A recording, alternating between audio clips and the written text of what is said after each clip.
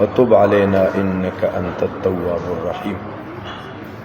ملکی حالاتو د پارم دعاګانې غواړي چې الله تبارک وتعالى زمونږ د ملک پاکستان حفاظت وکړي. دغه دا زمونږ د خوره ده، مونږ په دې باندې اوسېږو، دلته زمونږ مساجد دي، دلته زمونږ مراکز دي، دلته زمونږ مدارس دي، دلته مونږ خروس کو، په دې ځمکه مونږ پیدا شوي یو. او دا ګورې یاد وساتئ پاکستان ډېرو خلکو ته امن ورکړی و، ډېر مهاجرین دلته کې پرېښودي وو. خو که چېرته پاکستان ګډ وډ شو، پاکستانیان ګورې بل ځای څوک نه پرېږدي.